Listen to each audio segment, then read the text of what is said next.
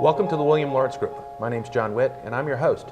Today our guest is Dave McCombs. Dave is president of the William Lawrence Group. Dave, thanks for joining us today. Nice to be here. Thanks for having me, John. So Dave, start out by telling us a little bit about the process and what makes that unique about construction management at the William Lawrence Group. What we do is we start the process in the beginning, understanding what the client's needs are, what they expect, what they're looking for. We then start to look at their plans and specifications.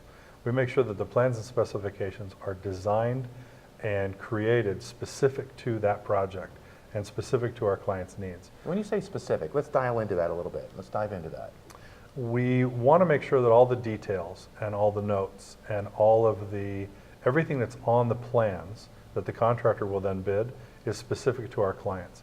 It's very common for architects and designers to take bits and pieces from other projects and other designs and put them into maybe a little cut and paste. Right. Save some time. And what we find is when those plans with the cut and paste are then bid, the contractors, because they don't spend all that time bidding those projects and looking at each individual item, if there's something in there that's too scary or that's too long, unclear, right, they just throw money at it.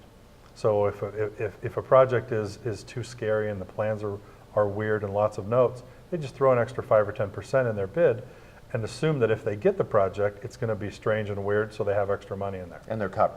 Right. And you're making sure that doesn't happen? We want to make sure that doesn't happen because when we get the initial bids in, we want to make sure that it's exactly the lowest number possible that covers exactly what our clients need.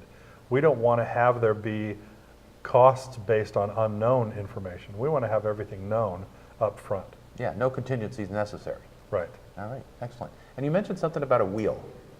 One of the things that we do is we have as part of our strategic planning and part of our construction planning, we have what we call a wheel of development. And that takes every component of a construction project, every component of a development, and puts those pieces all lined up in the right order, detailing who is supposed to do it.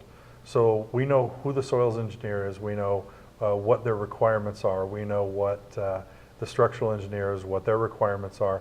We even go into so much depth that we make sure that the contracts for these vendors are accurate.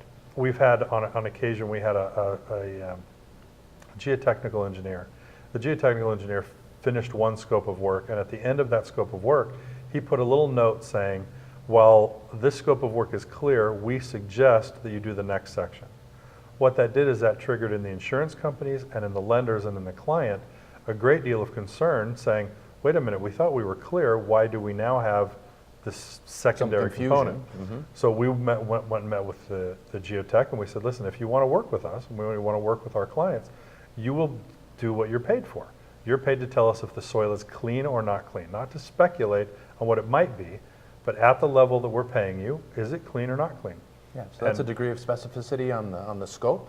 Right. And your wheel provides a degree of specificity on the schedule. Right. Right. So everybody's totally clear. Right. Everything on the wheel says what that step is and what the next step is and what's required to go there. We don't miss or leave out anything. We don't leave things to chance. Back to the geotech example. When the insurance companies find out, because we coordinate with them, when they find out that we're making sure that all the vendors are doing what they're supposed to be doing, and we don't allow the vendors to put in the extra coverage that protects their insurance. Factors, yeah. Yeah, that protects their insurance companies. We've actually had insurance rates lower, and we've had lenders lower the rates that our clients are borrowing money for because the program is more complete. Yeah, that certainly makes a huge difference. It reduces their risk. We're going to talk about the results about some of these stuff in a minute, but I wanted you to tell the World Trade Center story. The reason that one's interesting is because we're doing a project at the World Trade Center, and we're right underneath Tower 1. We're in the most secure environment you could imagine being in construction. There have been a lot of challenges at this location for the client, and we decided, we thought that the tenant improvement allowance for the client wasn't enough, that with the extremely stringent requirements, that we thought that the landlord should be giving more tenant improvement allowance back to the client. We worked on it for a couple months, got a phone call this last week that the tenant or the client has allowed $300,000 more on this location for tenant improvement. So that was a great victory for our client, and one that they weren't expecting for us to do for them. Yeah, an unexpected benefit. Yeah, it was great. Outstanding. Let's talk about some of the results of how what this process, the specificity and the activity that you've done have generated. Okay.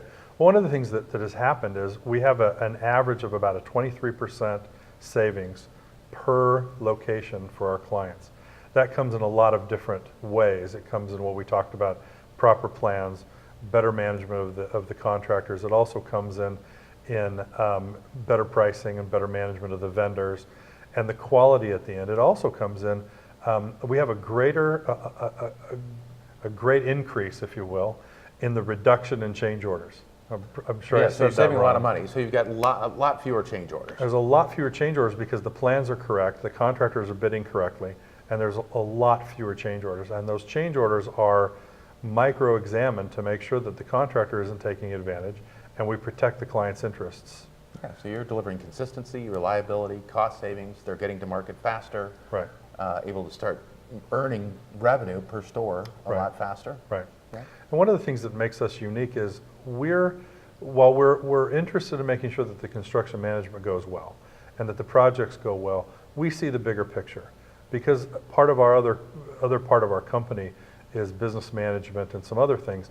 We understand that if the buildings are really good quality and they show well, that when the client is going to sell or go for financing, when people go in to do estimates or valuation of the chain, when the stores that we build are good quality, the tile looks good, the lights look good, the maintenance is good, all those sorts of things, it makes the value of the chain and the value of the company more.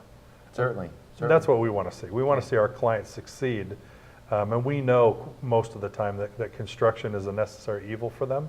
So we want to get the construction done, and like you said before, get them up and running faster. Yeah, they're going to be able to generate revenue a lot quicker. So Right. you've got customization, in heavy-duty specificity, managing change orders more effectively, essentially limiting those, and delivering some real special results for your clients. Right. We find that the more time we spend in the beginning organizing the project, organizing all the pieces and the components that go into it, that the project goes far smoother and the end result is much better. Nice process. Yeah, it does really well.